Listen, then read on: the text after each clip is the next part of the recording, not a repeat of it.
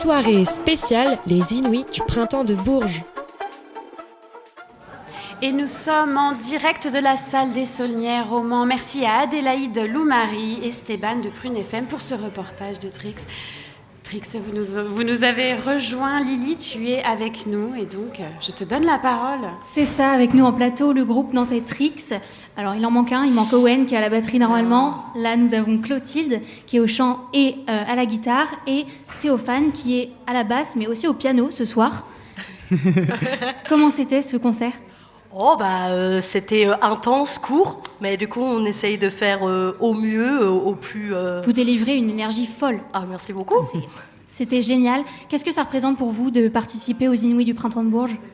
En vrai, on est fiers, notamment parce que pendant longtemps, je pense qu'on avait cette vision-là qu'aux Inouïs, le rock, le post-punk, etc. n'avait pas forcément sa place. Et du coup, voir que là, dans la sélection, il y a deux groupes de post-punk qu'on connaît nantais, c'est un plaisir, donc on est super heureux. Et ça heureuse. revient en force, ouais. Ouais, carrément. On l'a entendu dans le reportage, tous les trois vous vous êtes rencontrés au conservatoire. Est-ce que les codes qu'on vous inculque au conservatoire, c'est plutôt une force pour la liberté d'expression ? Parce qu'en fait, vous, dans votre musique, la l'aspect brut est très très important. Ou est-ce que c'est un peu un frein ? C'est vrai que le conservatoire, ça nous donne vraiment plein de clés et aussi une diversité stylistique parce qu'on a fait de la musique actuelle, du jazz, même du classique. Et du coup, ça apporte une ouverture d'esprit vraiment sur plein de styles différents. Et derrière, nous, on l'utilise vraiment comme un bagage. Et on veut aller à l'essentiel sur notre musique en ayant toutes ces connaissances qu'on a pu retirer au conservatoire. Votre groupe s'appelle Trix, vous l'avez fondé en 2017, il y a 7 ans. À la base, il s'appelait Bill, si mes recherches sont bonnes, en référence à un chien que vous avez rencontré dans une soirée. Pourquoi ce changement de nom ? Parce que Bill, ça fait vieux rock, blues. On dirait un peu, tu sais, un groupe de cinquantenaires qui font des reprises un peu de rock. Et on se dit, c'est peut-être pas la meilleure idée. Et en plus, pour le référencement, tu mets Bill sur Google ou n'importe où. Beaucoup de choses sortent. C'est compliqué, quoi. Alors que Trix est très très bien référencé. On est très étonnés de à quel point c'est pas trop mal référencé, clairement. Ça fait plaisir. Votre identité visuelle, elle a complètement changé depuis 2017. Vous travaillez beaucoup avec Marine Bouteiller. Qui est avec nous ce soir. Génial. Vous aviez une identité visuelle très sombre. Vos feeds d'Instagram étaient très sombres. Votre pochette d'album, de premier EP, Neurosis, était en noir et blanc. Là, il y a eu un énorme virage. C'est très coloré. Pourquoi ? Comment on trouve son identité visuelle ? Je pense qu'avant, on avait une identité déjà musicale qui était très sombre, déjà le premier EP s'appelait Neurosis, donc c'est névrose. On avait, je pense, gros sur la patate et on avait peut-être un délire un peu émo à l'époque. Mais en fait, justement, je pense qu'il y a eu un vrai virage. Le post-punk, c'est pas forcément que triste, mais dans la colère, tu peux trouver beaucoup de joie, tu peux trouver beaucoup de libération, et du coup, la couleur, ça s'accompagne de tout ça. C'est que d'un seul coup, en fait, on n'est pas obligé d'être triste pour être en colère, on n'est pas obligé d'être triste pour faire de la bonne musique, on peut aussi faire éclater tout ça avec de la couleur et de la vie. Il y a eu aussi un virage, vous êtes passé du rock à plus post-punk. Pourquoi ce choix-là ? On avait vraiment envie de simplifier notre musique, d'aller vraiment à l'essentiel, de mettre beaucoup plus en valeur les textes qui sont hyper importants pour nous. Et puis ramener un peu d'énergie, de folie sur scène aussi, s'éclater, quoi. Tous les groupes, ou presque, de ce soir chantent en anglais.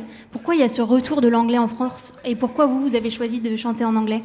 Alors c'est une question qui revient souvent. C'est vrai qu'il y a déjà, je pense qu'il y a une certaine forme de facilité dans ces esthétiques-là, donc rock, post-punk, parce que l'anglais sonne, il y a une sonorité qui est vraiment intéressante, musicale, et du coup qui est plus difficile à aborder des fois en français, mais qui est pas du tout impossible, et c'est pas du tout en plus quelque chose.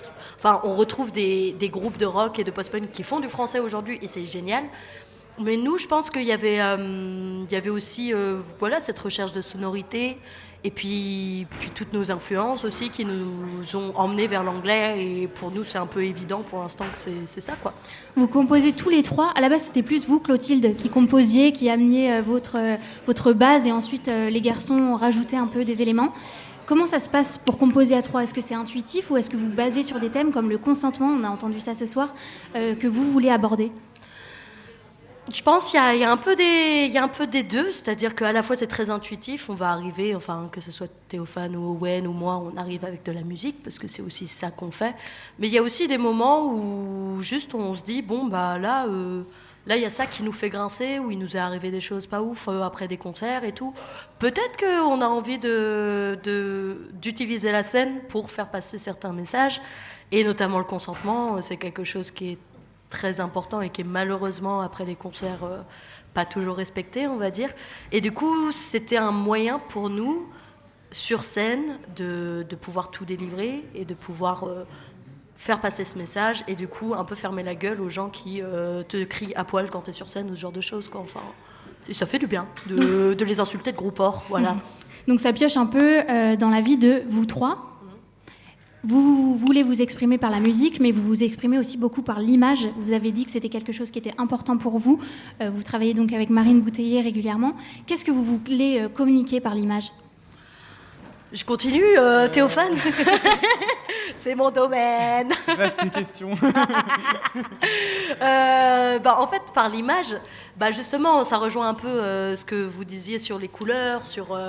en fait, il y a un peu ce truc-là d'affirmation, de se dire, en fait, tu peux t'affirmer dans ta différence, t'es pas obligé de suivre un peu les normes sociétales, de genre, etc. Tu peux être n'importe qui, tu peux être qui tu veux, et c'est ça qui est génial. Et du coup, je pense que la couleur, l'image, c'est un peu ça, c'est de se dire, bon, on peut être qui on est, on peut gueuler, on peut être totalement taré sur scène et avoir un personnage un peu bizarre. On peut aussi juste être soi et pas forcément faire d'éclat, on s'en branle en fait, juste on est nous et puis voilà, je pense qu'il y a un peu cette envie-là de dire, venez, nous aussi on est un peu différents, venez avec nous, on fait une petite team, quoi. C'est vous, Clotilde, qui chantez, vous avez le lead du chant, mais j'ai entendu que Owen et Théophane étaient intéressés. Est-ce que c'est toujours d'actualité ? Je les laisse répondre. Ça dépendra des prochains morceaux. On verra. Si, ils sont chauds, je les tanne. En parlant des prochains morceaux, vous me reprenez si c'est faux, mais j'ai l'impression qu'à part Mother, ce soir, c'était que des nouveaux morceaux que vous n'avez pas sortis. Est-ce que vous allez les sortir bientôt ? Il y a eu Against the Wall qu'on avait sorti. Et sinon, donc les deux derniers, là, avec les clips très colorés. Ouais. Et sinon, oui, il y a des petits projets d'enregistrement en cours, des trucs qui vont sortir fin 2024 normalement. Ok, fin 2024, un album, un EP, est-ce qu'on peut en savoir plus ? Oui, voilà, un album, je pense, on peut le dire, ça va, c'est pas un secret. Oh mon Dieu. Est-ce que vous avez des projets solo ? Clotilde, vous avez sorti 3 mots guitare-voix en français pour le coup. Oui. Est-ce qu'il y a d'autres projets en cours solo ? Alors pas forcément solo, mais Théophane, tu peux parler de tes groupes, pas de toi. Oui, après j'ai d'autres projets, du coup c'est pas des projets solo, c'est pas moi qui suis en lead, mais voilà, on est une bonne team de musiciens sur Nantes, on se connaît tous et du coup on a pas mal de projets avec tous les copains. Pour en citer quelques-uns, Super Moon avec Théophane, il y a Modern Honk aussi, un groupe d'Owen qui vient de sortir et qui est très chouette. Enfin, il y a plein de choses qui sont cool, quoi. Et comment vous rêvez l'avenir de votre groupe, de Trix ? Ça, on l'avait dit un peu, personnellement, je vois un peu le truc de continuer à faire de la musique comme on aime, de s'amuser sur scène, et tant que c'est de l'amusant, tant qu'on aime faire ça, et qu'on peut en vivre aussi, et c'est génial. Et après, continuer dans cette énergie-là, quoi.